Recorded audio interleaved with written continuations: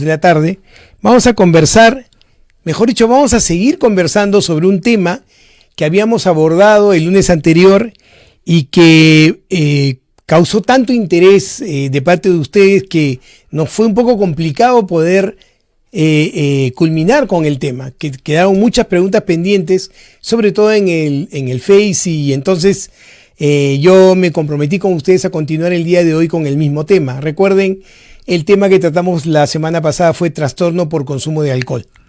Y es interesante porque cuando hemos tocado el tema, yo he sentido, por lo menos de parte de ustedes, esta sensación de no poder determinar cuál es la línea que en realidad divide un consumo de alcohol social versus un consumo de alcohol que puede ser ya un trastorno por consumo de alcohol. Y en realidad, efectivamente, esa sensación que tienen es correcta. Es muy difícil determinar cuándo estamos realmente pasando la línea hacia un trastorno cuando se consume el alcohol. Sobre todo porque tenemos que reconocer que el alcohol es una sustancia que tiene dos particularidades que son sumamente importantes. Primero, por supuesto, el sabor, ¿no? Y segundo, que es probablemente lo más relevante, es que el alcohol, independientemente de su presentación, tiene un efecto inmediato sobre el individuo, por lo menos al principio de su toma, que es que genera un efecto de ansiolisis, es decir, la ansiedad comienza a disminuir. Y entonces todas aquellas personas que de alguna u otra forma tienen cierta reticencia de reunirse con otras personas, que de alguna u otra forma tienen un poco de fobia social, ¿no? Tienen dificultades para conocer personas nuevas, tienen dificultades para desenvolverse en grupo porque sienten que están siendo observados o que la gente está muy pendiente de sus errores, ¿no? O uno mismo está pendiente de sus errores y que podría decir las cosas mal y prefiere estar callado.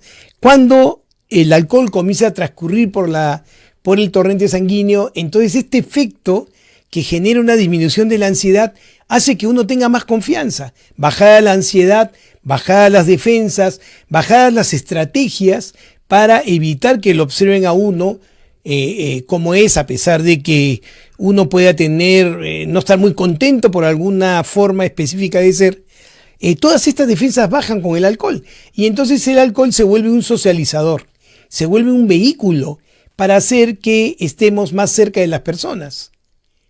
De esta forma, al hacer un vehículo con estas características, no es casual ni es raro que el alcohol se haya posicionado como una forma de transitar una comunicación, ¿no? Si uno va a celebrar algo, por supuesto que lo va a hacer con una copa de alcohol, sea pues champán, vino, lo que fuera. Si uno va a tener un almuerzo para hablar sobre un negocio, usará también el alcohol como vehículo. Si uno va a cerrar un negocio, también usará el alcohol como vehículo. Si uno va a celebrar alguna fecha importante, un cumpleaños, inclusive cuando uno presencia un velorio, también el alcohol es una vía por la cual uno termina, entre comillas, relajándose y socializando mejor. Hay personas que lo tienen muy claro y entonces comienzan a usar el alcohol como una vía regia justamente para poder socializar. Y de esta forma, ¿no? Si es una persona que trabaja en una circunstancia en la cual la socialización es parte fundamental de su proceso, por ejemplo, pues ser vendedor o estar en el análisis del mercadeo y tener que estar en contacto con los clientes, etcétera, comienzan a usar el alcohol de una manera ya inapropiada, ¿no? Nosotros hemos tenido pacientes que no podían salir de su casa en la mañana a trabajar si no se tomaban una copa o un vaso de vodka. Y ustedes me dirán, ¿por qué vodka? Porque el vodka no huele. Y entonces uno podía llegar al trabajo con la influencia del alcohol y no levantar sospechas, porque uno pues llega alegre, va a su trabajo contento, saluda a todo el mundo y uno dice, mira, qué bien está, cómo ha llegado contento, ¿no? Y después tenía que ir a una reunión con el directorio, otro vaso de vodka, ¿no? Y entonces más relajado, hasta que terminaba en su trabajo alrededor de las 5, 6 de la tarde, totalmente embriagado, ¿no? Momento en el cual iba a su casa, seguía embriagándose y se quedaba dormido hasta el día siguiente y la gente no percibía que esta alegría, que esta capacidad de conectarse estaba en realidad transitada por el consumo del alcohol. Y entonces, para hacerles recordar, ¿cuándo es que ustedes pueden pensar que están transitando por un problema de consumo de alcohol que va más allá del consumo social? ¿No es cierto? Es cuando primero uno tiene problemas para controlar el consumo, es decir, comienza a consumir y no tiene momento claro en el cual detenerse, cuando hay mucha ansiedad por la necesidad de tener el alcohol cercano o tener una copa de vino, de whisky o lo que fuera en la mano, cuando el consumo es continuo, aún cuando le cause problemas. Es decir, uno comienza a notar que efectivamente en el trabajo ya se están dando cuenta que uno está llegando mareado, ¿no? O que uno está llegando embriagado, y a pesar de eso uno minimiza el hecho y sigue consumiendo. Y la presencia ya de síntomas de abstinencia, ¿no es cierto? Esta posibilidad de comenzar a sentir sensaciones que me obligan prácticamente a seguir consumiendo. Cuando yo estoy en estos procesos, debo tener mucho cuidado porque probablemente esté iniciando este trastorno, y si no me detengo, las consecuencias pueden ser sumamente importantes en relación al deterioro que pueden generar, no solamente desde el punto de vista social, sino también desde el punto de vista laboral y sobre todo desde el punto de vista familiar. Tomar en cuenta también que si uno es hombre y consume 5 o más bebidas en 2 horas, probablemente ya esté transitando por un problema de trastorno de consumo de alcohol. Y si es mujer, ingiere 4 bebidas en este tiempo, es decir, en 2 horas, probablemente también esté bajo esta circunstancia. Entonces, tomar muy en cuenta esto, porque como les digo, puede ser muy complicado. La dependencia al alcohol es una de las dependencias más difíciles de vencer. ¿Por qué? No solamente por la capacidad adictiva del alcohol, sino porque el alcohol tiene cierta licencia social. Es decir, tomar alcohol no es un problema siempre y cuando, por supuesto, esto no genere dificultades dentro del grupo social, pero inclusive en culturas como las nuestras, ¿no? Que son culturas más celebratorias, que tienen un perfil más machista, el tomar es casi una condición, ¿no? Nos pasa con frecuencia que vemos a los padres que tempranamente invitan a los hijos a tomar alcohol o invitan a los hijos a fumar porque de alguna u otra forma sienten que esto los va a hacer más hombres o les va a dar más posibilidades de moverse socialmente, pero en realidad, y se lo recuerdo desde ahora, probablemente uno de los factores más importantes que nos puede empujar al trastorno por consumo de alcohol es justamente la ingesta de alcohol en edad temprana. Entonces, mucho cuidado con esto, mucho cuidado de tomar el alcohol como un símbolo de poder o de socialización, porque después más bien el alcohol se va a apoderar de nosotros, vamos a perder la posibilidad de poder decidir cuándo o no consumir, y el alcoholismo se va a independizar de nuestra voluntad y va a ser muy complicado que nosotros podamos dejar de consumir. Obviamente que cuando digo independizado estoy haciendo una metáfora, porque saben ustedes, y lo vamos a ver ahora, que para dejar el consumo de alcohol, la voluntad y la perseverancia de cada persona es probablemente el núcleo más importante para tener el éxito en el tratamiento. Si uno tiene problemas de consumo de alcohol y está esperando mágicamente que algo o alguien evite ese consumo, eso nunca va a pasar. Nunca va a pasar. El inicio del tratamiento del alcohol es poder insertar en el paciente que consume alcohol conciencia de la enfermedad por la cual está transitando y la necesidad de que deje ese consumo. No por la familia, no por el trabajo, no por los amigos, sino por él. Porque el alcohol no solamente va a alterar su conducta y va a hacer que sea un individuo totalmente diferente, sino que además va a perjudicar toda su economía, todo su organismo, el hígado, los pulmones, el estómago, los huesos. Todo es tributario del daño que puede producir el consumo del alcohol. Entonces, mucho cuidado. Ya saben ustedes, estamos muy atentos a sus llamadas al 512-6161 y por si acaso también en el Facebook de Radio Filarmonía estamos pendientes muy pendientes de lo que nos escribe. Acá Marilinda, que siempre nos acompaña, nos dice: buenas tardes, doctor. Acá viéndolo y escuchándolo. Gracias por este tema tan importante. Carlitos nos dice: doctor, ¿puede explicar del delirium tremens? Excelente pregunta. Miren ustedes, como les decía, ya tenemos cuáles son aquellas señales que nos pueden indicar que efectivamente estamos frente a este problema. Pero el daño que nos puede producir el alcohol puede describirse en dos momentos, ¿no es cierto? El consumo agudo del alcohol y el consumo crónico del alcohol, ¿no es cierto? El consumo agudo del alcohol en cantidades importantes puede generar problemas como la pérdida de conciencia hasta paro respiratorio, y puede producir alteraciones claras en los procesos de salud mental, donde se describe muy acertadamente de parte de quienes trabajan en estos procesos como delirium tremens. Carlos me pregunta: ¿podría usted definir el delirium tremens? ¿No es cierto? El delirium tremens es un estado, como bien su nombre lo indica, de delirio. Es un estado psicótico en el cual el paciente, como consecuencia del consumo exagerado del alcohol, comienza a producir una alteración en el funcionamiento neuronal, sobre todo en aquellas neuronas que están muy comprometidas en el funcionamiento más importante del cerebro humano, que es la capacidad de conciencia, la capacidad de raciocinio, la capacidad de memorización y sobre todo la capacidad para resolver problemas. Estas neuronas, que son muy delicadas, no tienen capacidad para almacenar energía, no tienen capacidad para digerir otra cosa que no sea glucosa. Y cuando nosotros le exponemos a la toxicidad del alcohol, comienzan a alterarse profundamente. Y entonces perdemos la posibilidad de raciocinio, perdemos la lógica, perdemos la posibilidad de poder determinar qué cosa es real y qué cosa no lo es. Y entonces comenzamos a entrar en un estado delirante, donde todo nos parece peligroso, donde todo nos parece amenazante, y eso se acompaña usualmente de alucinaciones auditivas y de alucinaciones visuales.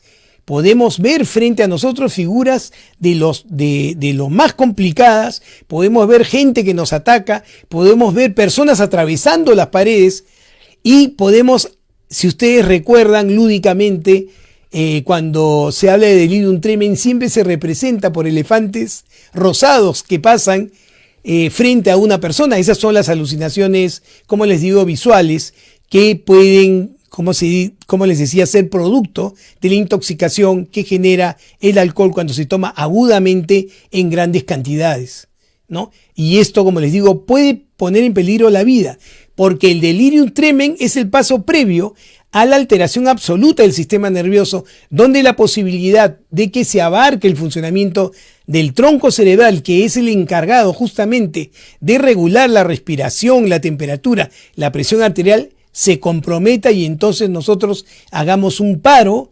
cardiorrespiratorio o podríamos inclusive tener imposibilidad de poder controlar el vómito, de poder controlar la regurgitación que genera el alcohol, y podemos aspirarnos con el mismo líquido y morir justamente por problemas respiratorios.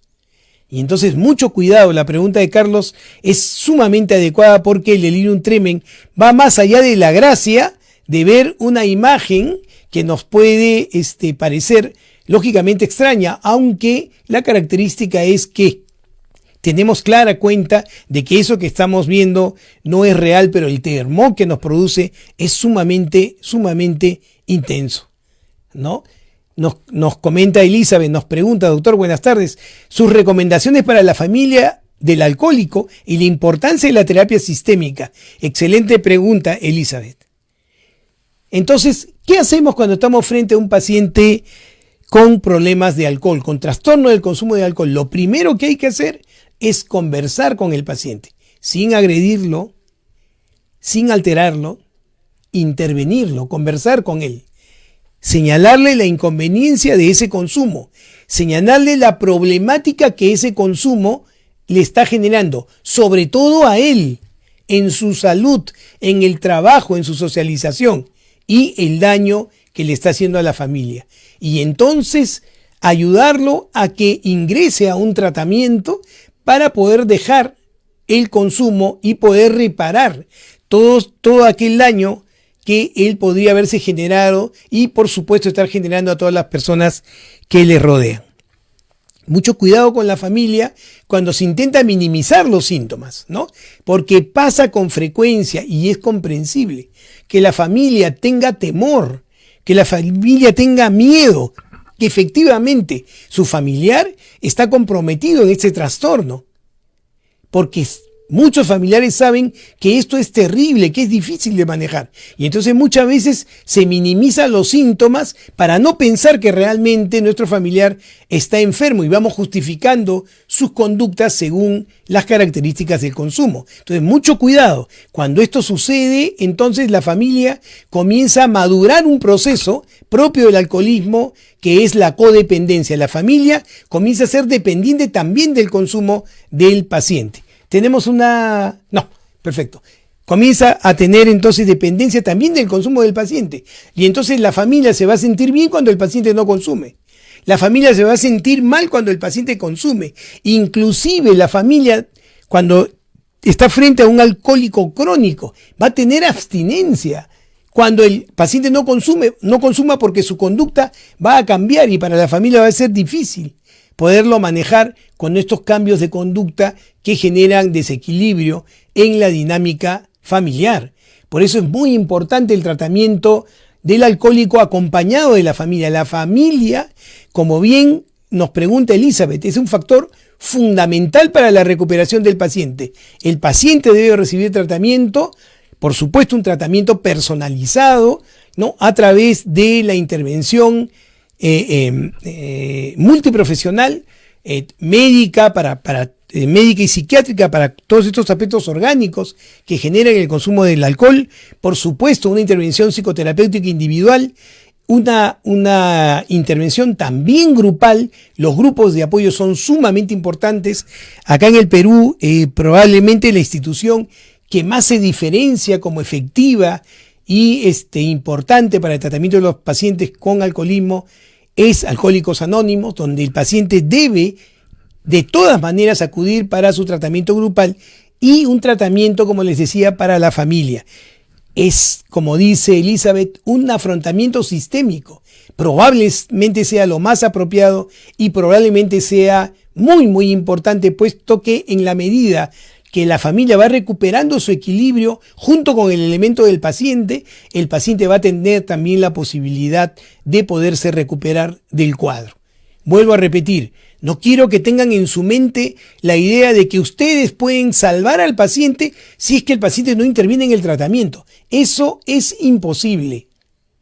La única forma de que un paciente con un trastorno del consumo de alcohol se recupere es que el paciente comience a tener conciencia de enfermedad y sea parte activa de ese tratamiento. Si eso no sucede, mucho cuidado con aquellos que piensan que sacrificándose, piensan que ellos solos, sin intervención del paciente, van a poderlo salvar. ¿Por qué es importante lo que les estoy diciendo? Porque en consulta vemos constantemente lo siguiente. Yo estoy seguro que cuando hable de esto muchos se van a sentir de alguna u otra forma involucrados, ¿no? Nos pasa con frecuencia que cuando tenemos pacientes alcohólicos ya tienen una pareja codependiente. Y esta pareja codependiente, cuando habla con el médico, ¿no?, se siente responsable del consumo y piensa que el paciente consume porque esta persona no ha estado para cuidarlo, no ha estado en el momento correcto para evitar que consuma, o que va a depender estrictamente de la persona el hecho de que el paciente deje de consumir. Tenemos una primera llamada. Aló, buenas tardes, ¿con quién tengo el gusto? Buenas tardes, habla el señor Carlos Martán. ¿Qué tal, Carlos? ¿Cómo estás? Cuéntame. Es primera vez que participo, estaba escuchando ese tema que me parece interesante. Quería hacer una pregunta. Dime, Carlos. Referente al tema del alcoholismo, Sí. Digamos la droga de la marihuana, ¿Ya? ¿no? Los dos tienen una reacción de cambio en el estado de la persona, ¿no? Así es, así es. O sea, la persona se siente mejor cuando está en el estado del efecto de la marihuana versus el alcohol. Correctísimo. En todo caso, ¿en dónde es que, digamos, viene el cambio? Porque el alcohol es algo líquido y la marihuana es humo. Puede ser aceite también. Entonces, eso es lo que me interesaría saber. Ya. ¿Dónde es que entra la función de ese cambio, ¿no? Perfecto, perfecto. Muchísimas gracias por tu pregunta, Carlos. Es una excelente pregunta. Lo que Carlos nos pregunta es cómo el alcohol, siendo una molécula tan diferente a la molécula activa en la marihuana, se puede producir igualmente cambios de conducta. Y la respuesta implica mecanismos complejos desde el punto de vista metabólico, pero para simplificarlo voy a comentarles que ambas sustancias terminan en un camino común. Tanto la marihuana como el alcohol van a ingresar al sistema nervioso central y van a comunicarse con una estructura fundamental del cerebro, que es una estructura que tempranamente se madura en el cerebro y que después, por el mensaje genético y los aspectos ambientales, va madurando con mucho más precisión, que es la estructura que se encarga de regular el placer. La estructura que se encarga de regular el placer tiene dos elementos fundamentales.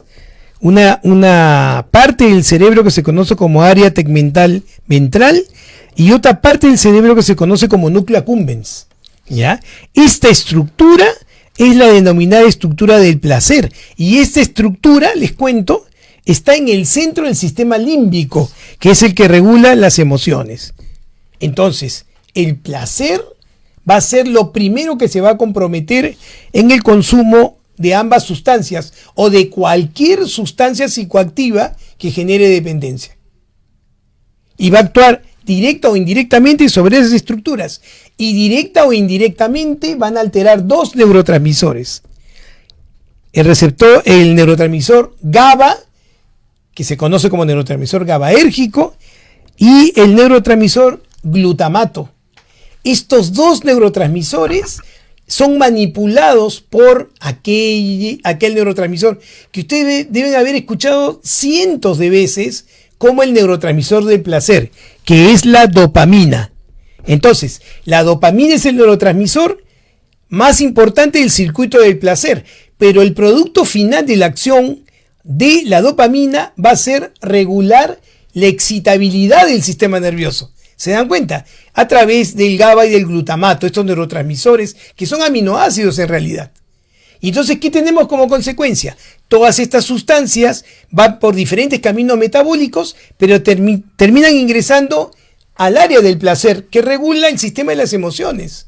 Y entonces estas sustancias se apoderan de la regulación de la dopamina, reemplazando aquello que es fundamental para el ser humano, que el placer que siente esté mediado fundamentalmente por los factores que son naturales, generen placer en el ser humano. Amar, comer, lograr sus objetivos, el éxito en las relaciones humanas, sociales, familiares, laborales, el sentirse bien con uno mismo, el poder ayudar al otro. Todas estas circunstancias que nos generan placer, el estar juntos en una reunión, todo esto que nos genera placer va a esa estructura, al área tegmental ventral y al núcleo accumbens. Esta estructura del placer regula la emoción. Entonces transita el placer por la emoción y la felicidad.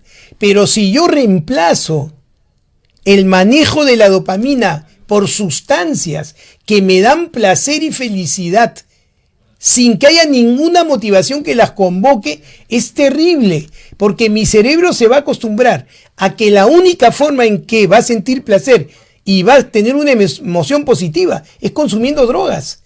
Ya no va a depender del medio externo, ya no va a depender de mí, no va a depender de mis logros, no va a depender de mis disfrutes, va a depender de esa sustancia. Y el cerebro aprende eso. Una vez que lo ha aprendido, es muy complicado que nuevamente reaprenda que la forma de tener placer, de tener satisfacción, ¿no es cierto? Es en realidad lo que concierne a mi bienestar y al bienestar de los demás. Ese es el mecanismo, mi querido Carlos, este mecanismo común que hace que todas las sustancias, marihuana, cocaína, alcohol, etcétera, en abuso, genere esta alteración que después es muy, muy difícil de controlar porque va a raptar el sistema del placer, va a raptar la posibilidad de tener emociones positivas. Tenemos otra llamada. Ya no. Bueno. Aló, buenas tardes. ¿Con quién tengo el gusto? Doctor Lucertel. Sí. ¿Aló? Sí, aló. Un favor, ¿puede bajar un poquito el volumen de su radio? Porque se está acoplando. Sí, dígame. Parece que hay un problema con la... Sí, hay un problema con la comunicación. La discusión que se está dando es muy buena, y no sé por qué. Miren, lamentablemente no lo estamos escuchando bien. Yo le rogaría nos vuelva a llamar, por favor, con la radio en un volumen menor, si fuera tan amable.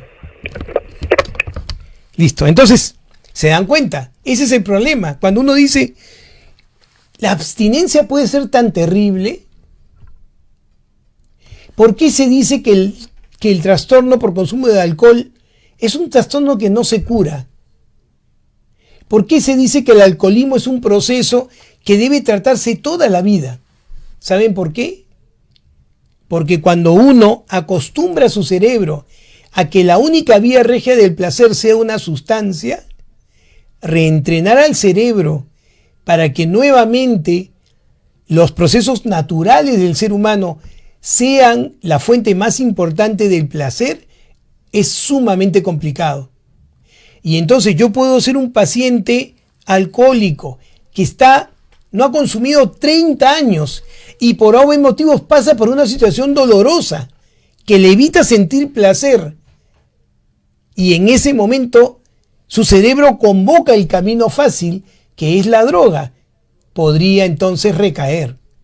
¿Se dan cuenta? Y después de 30 años de haber luchado contra el proceso, se aparece nuevamente una recaída. Por eso es tan importante tener en cuenta que antes de tratar el trastorno por consumo de alcohol, hay que evitar sufrirlo. El tratamiento debe ser el último paso de la visión general del consumo inapropiado del alcohol. Yo debo entender que si yo abuso del alcohol y entro a un cuadro de dependencia, voy a estar toda mi vida enganchado en ese proceso. Hay que evitarlo antes de tratarlo. Hay que evitarlo. Ese es el secreto. Y en eso la familia tiene un rol fundamental. Los padres tienen un rol fundamental. La sociedad tiene un rol fundamental. ¿Estamos de acuerdo? Yo les había comentado. Recuerdo mucho cuando mi hija estaba saliendo ya del colegio, ¿no?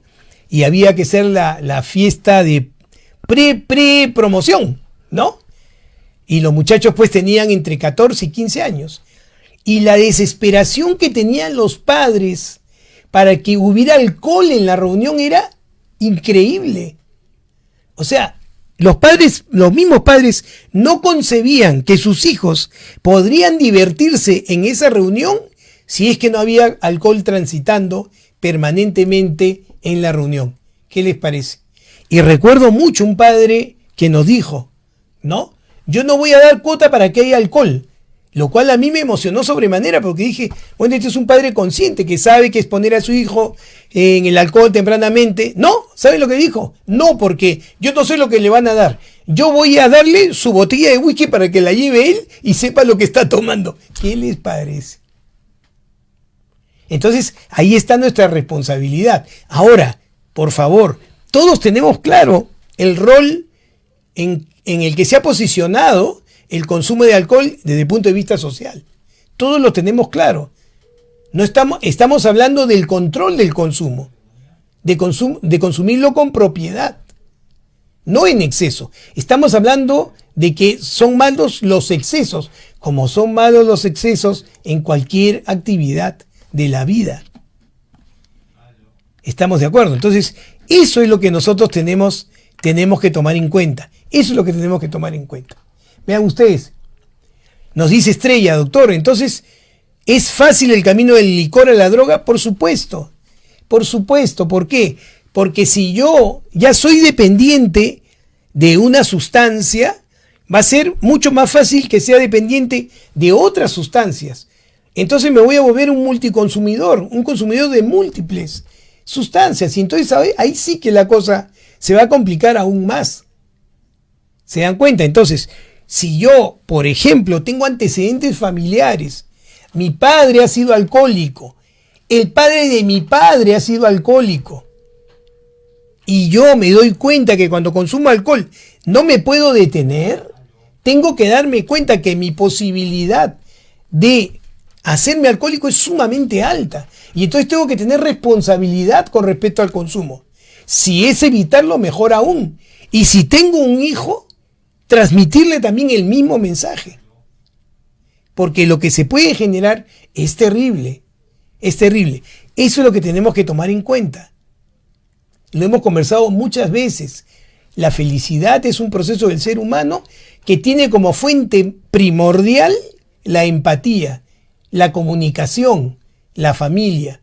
Si nosotros entendemos que el estar comunicados, el estar juntos, el generarnos bienestar a nosotros mismos y a los demás, nos aleja del consumo de sustancias, porque somos felices en esa actividad, vamos a entender que lo más importante es tener un entorno saludable. Y eso va a transitar justamente por el tener la capacidad de siempre ponernos en la situación del otro, de siempre considerarnos valiosos, de que nuestra autoestima tenga sentido, que yo sienta que soy importante porque soy un ser humano y porque además yo siento y veo y activamente ayudo a los demás, me pongo en relación con los demás, porque todos tenemos que estar juntos en todo si queremos lograr objetivos comunes. ¿Se dan cuenta? Por eso no es casual que el afrontamiento terapéutico del alcoholismo esté en relación justamente a que el paciente alcohólico crónico esté en un centro comunitario. ¿Por qué? Porque la idea es que se pueda insertar a la sociedad, que este factor, el factor más importante que va a hacer que nuevamente recupere su capacidad de tener placer, esa capacidad que le fue robada por las drogas, lo pueda recuperar, es justamente sintonizándose con los demás. Poder recuperar su capacidad de sintonía con otros seres humanos. Renegar de la sintonía con sustancias. Y más bien enarbolar la posibilidad de que otro ser humano puede ser quien me ayude a recordar y remembrar mis verdaderos placeres desde mi propio bienestar. ¿Se dan cuenta? Por eso no es adecuado que cuando afrontemos un tratamiento por alcoholismo, ¿no?, el verso sea: tienes que hacerlo por tus hijos, tienes que hacerlo por tu esposa, tienes que hacerlo por la patria. No, señor, tienes que hacerlo primero por ti. Porque lo que estás generando es un individuo que no va a aportar absolutamente nada a su proceso personal y social. Y que más bien va a perjudicar a otras personas, pero secundariamente a su propio malestar. Entonces es uno el que se tiene que dar cuenta. Yo tengo que dejar de consumir por mí, por mi bienestar, porque eso automáticamente se va a reflejar en el bienestar de los demás, en el bienestar de mi familia. ¿Me comprenden? Esa es la razón por la cual se usan las comunidades, esa es la razón por la cual AA es tan importante. Yo estoy seguro que si en este momento me están escuchando personas que sufren de este trastorno y han logrado estar tiempo largo en abstinencia, no me negarán que cuando fueron a AA por primera vez y vieron alcohólicos crónicos que habían perdido la familia, el trabajo, que inclusive tenían alteraciones de salud, no pensaron: no, yo no soy así. ¿Yo qué hago acá? Estoy perdiendo el tiempo si yo estoy sano. Y en realidad no nos damos cuenta que cuando vamos a estas comunidades, una de las ventajas es que yo puedo ver, sin pasar por el proceso, todas las complicaciones que me puede generar justamente el continuar consumiendo. La diferencia entre aquel alcohólico que entra a Alcohólicos Anónimos, ¿no es cierto?, y ve a estas personas, es simplemente cuestión de tiempo. ¿Se dan cuenta? Y uno no es más que el otro porque todavía no tiene complicado el hígado, no. En realidad la diferencia es el darse cuenta.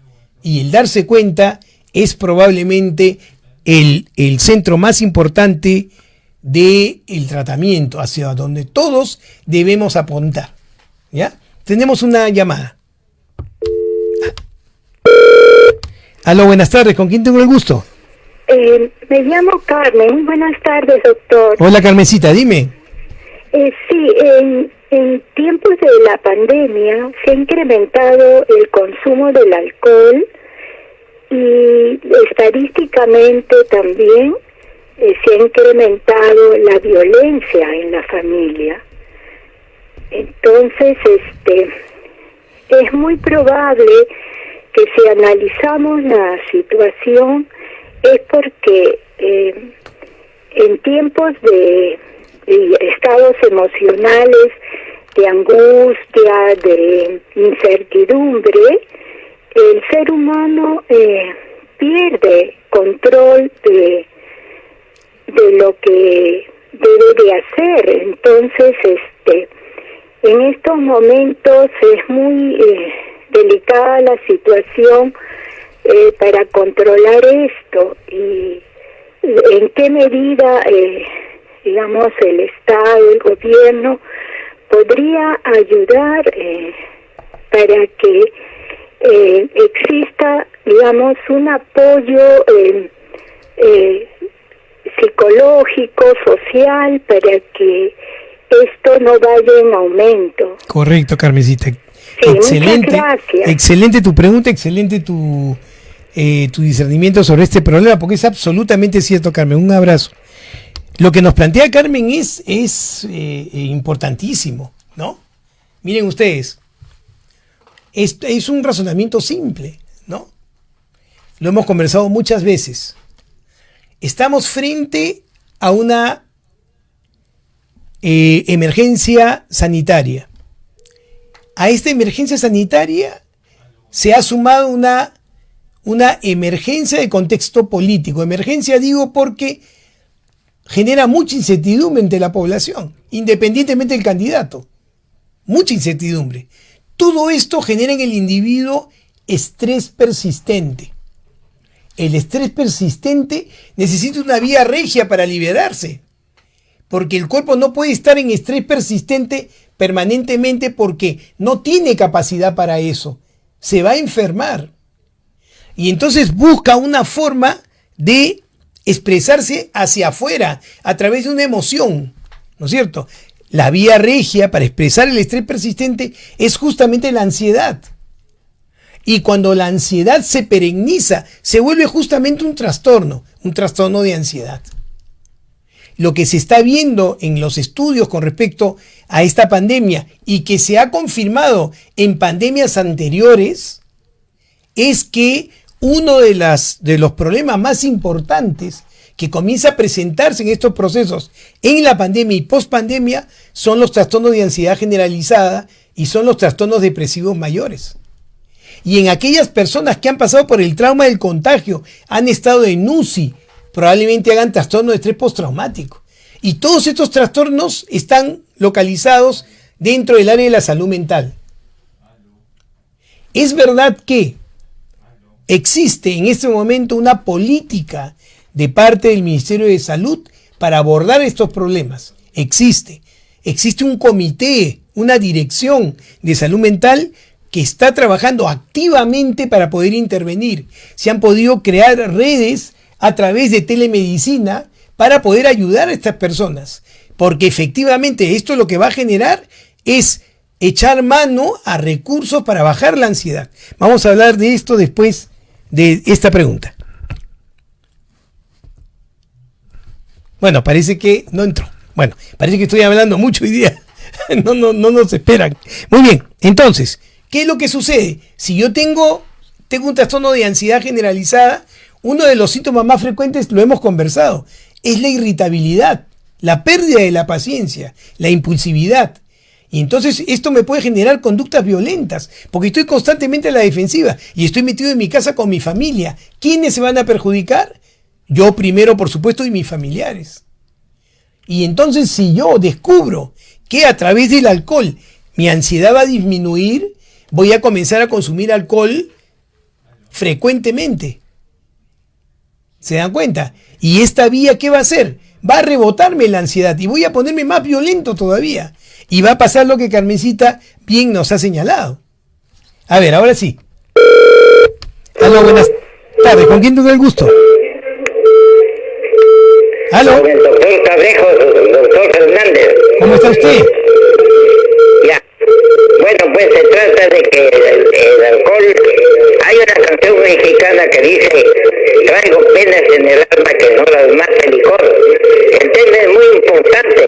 Así es. Porque cuando una pareja tiene sus relaciones sexuales y la pareja está alcoholizada o uno de ellos, siempre tiene como una anormalidad. Los que salen engendrados y concebidos. Correcto. Está usted en lo correcto, así es. Gracias por su intervención. Es importante tener en cuenta esto, ¿no? Nos están preguntando también vía web, ¿no? Sobre cuál puede ser el efecto del alcohol a largo plazo, ¿no? Y vean ustedes, tenemos que eso también que dividirlo en dos partes, ¿no? Lo primero va a ser, como les decía, el consumo agudo del alcohol, y lo otro es el consumo crónico del alcohol.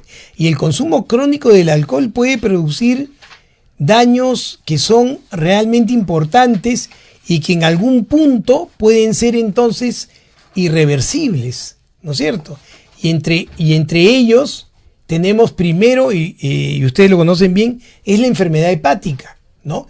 Cuando nosotros aumentamos el consumo de alcohol es elevado, aumenta la cantidad de grasa en el hígado, genera una esteatosis hepática, que se conoce como hígado graso, ¿no? Y a lo largo del tiempo, esto va a generar cicatrices en el hígado, y el hígado se va a comenzar a contraer, y se va a comenzar a destruir, y eso es lo que se conoce como cirrosis hepática. Y la cirrosis hepática es irreversible. El hígado es un órgano vital. ¿Se dan cuenta?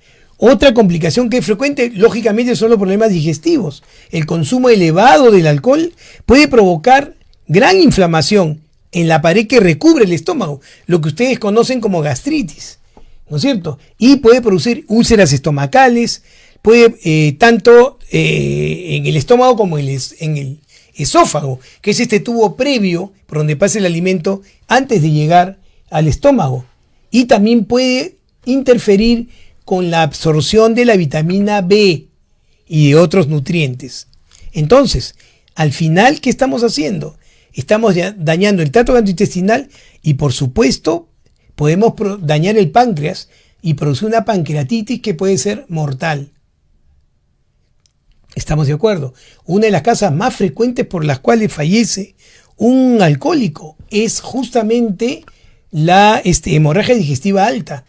Comienza a sangrar la úlcera esofágica o gástrica y el paciente fallece por pérdida sanguínea, ¿no? Y esto puede darse, como les decía, en un consumo crónico, sin mayores problemas. Hay problemas cardíacos porque lógicamente el consumo excesivo del alcohol puede ocasionar aumento de la presión arterial, hipertensión arterial, y esto genera accidentes cerebrovasculares. Y cuando sube la presión arterial, el corazón tiene mayor dificultad para bombear la sangre, entonces comienza a crecer. Y al crecer se produce un fenómeno que se conoce como cardiomegalia, situación en la cual el músculo del corazón ya no puede bombear más sangre. Y entonces el paciente fallece porque entra en una insuficiencia cardíaca. ¿Se dan cuenta? o puede haber complicaciones metabólicas. Hay una asociación directa entre el consumo de alcohol y la diabetes, ¿no? Yo tengo pacientes que, bueno, ahorita me sonrío porque cuando lo plantean, en realidad es jocoso, pero es terrible, ¿no? Doctor, yo tengo diabetes y mire, estoy delgado y no sé por qué. Y el hombre toma media botella de whisky diario. Está íntimamente relacionado entonces con el consumo de alcohol. Y señores, el alcohol produce en los hombres un problema de disfunción eréctil y en las mujeres alteraciones en la menstruación. ¿Estamos de acuerdo? Entonces, todos estos problemas son importantes. Los problemas de la visión. Con el tiempo, el consumo excesivo del alcohol puede provocar movimientos oculares involuntarios, ¿no? El ojo comienza a moverse de lado a lado involuntariamente porque comienza a presentarse lo que se conoce como nixtagmo, ¿no? Que es el ojo que se mueve de un lado hacia el otro sin que haya una razón aparente, y esto lo que expresa es una debilidad de los músculos oculares y puede producir inclusive parálisis ocular. Y el compromiso, por supuesto, también de la deficiencia de la vitamina B.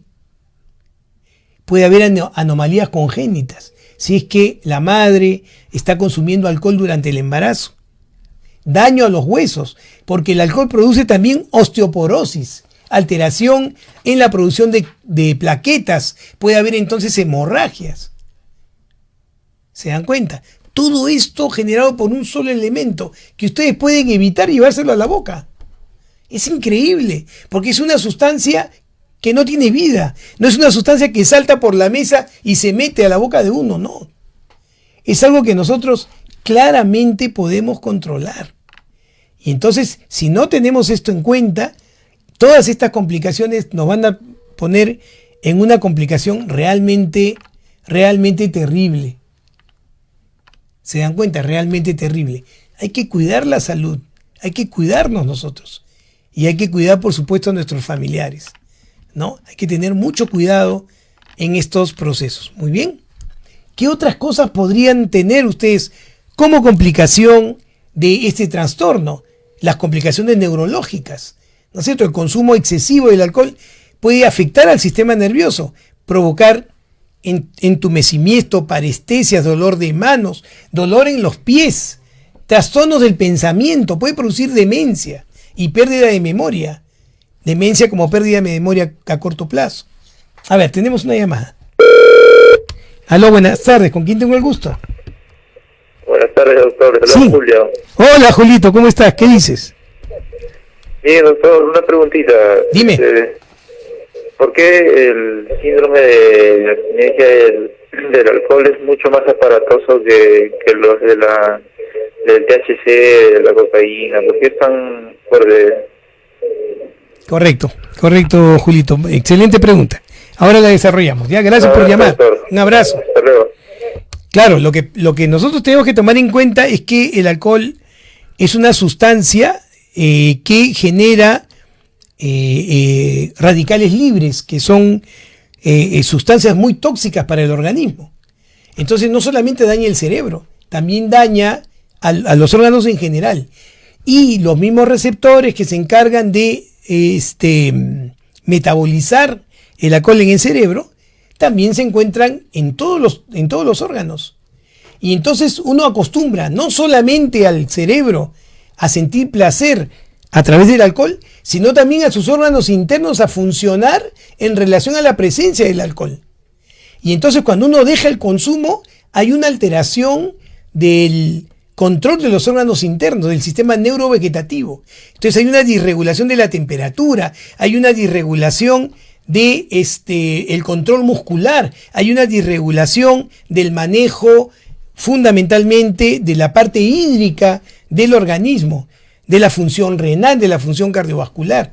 Y todo eso genera un sufrimiento terrible, doloroso, acompañado, por supuesto, con el sufrimiento mental, ¿no? Y esta abstinencia puede ser muy, muy importante.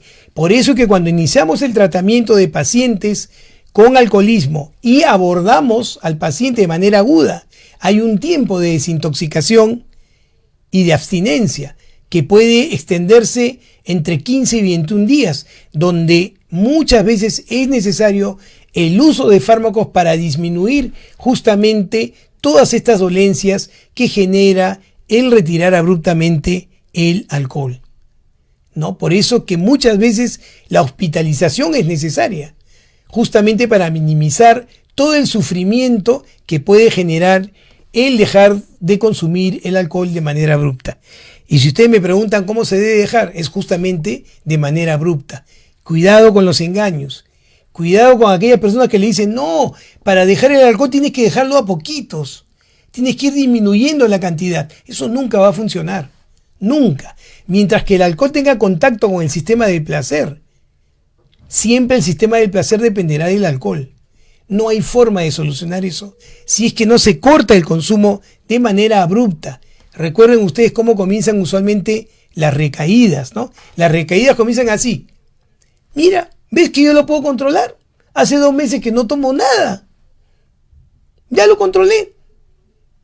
Entonces ahora para celebrar, ¿no?, que hace 2 meses que no consumo, me voy a tomar un traguito, porque yo ya lo puedo controlar. Y las recaídas son terribles. El paciente no se puede detener y se toma ese día lo que no tomó 2 meses.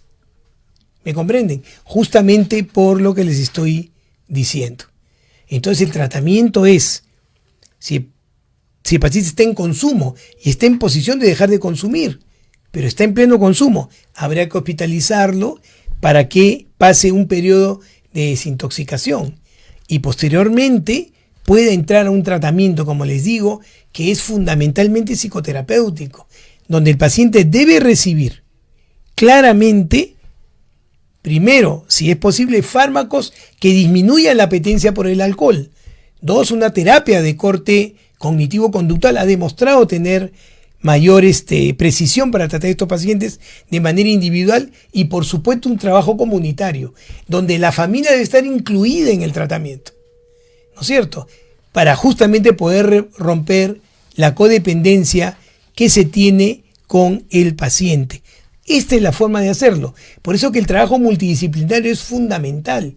Y si hay la posibilidad, una asistencia social, por supuesto, para que pueda estructurar los procesos sociales que están inmersos en la dinámica del paciente y de la familia. Solo así lo podremos lograr. Pero recuerden ustedes, el paso fundamental es que el paciente tenga conciencia de su proceso y esté en disposición de colaborar con el tratamiento. Poco se gana obligando a un paciente al tratamiento. Poco se gana. El éxito es muy, muy bajo. Cuando el paciente tiene voluntad de tratarse, el éxito puede tener una mucho mayor porcentaje de probabilidad. Y por ahí es que debemos entrar. Como yo les decía, ¿cuál es el tratamiento más efectivo para el alcoholismo? ¿Saben cuál es? Es no tener el trastorno. Y la única forma de no tener el trastorno es tener previsión. Y la previsión se hace desde casa. Se hace desde casa. Yo sé que hay factores sociales y culturales que de alguna u otra forma nos exponen al consumo del alcohol, pero con un manejo adecuado, con una estructura familiar que permita claramente el no dañarse, la limitación ante el exceso, yo creo que las cosas pueden ir muchísimo mejor. Tengan eso en su cabeza, lleven esto como mensaje. La forma más importante de evitar entrar a una dependencia, sea de alcohol o de drogas, es estar unidos con nuestros seres queridos, es mantener la empatía, es poder entender que la forma más importante de ser feliz tiene que estar mediada por mis propios logros, por mis propios objetivos y por todo aquello que comparto con las personas queridas, tanto en la familia como en la sociedad y como en el país. Muchísimas gracias por su atención. Hemos estado con ustedes en nuestro programa Musicalmente. Los espero el próximo lunes a las 2 de la tarde y siempre con el placer de su acompañamiento. Muchas gracias.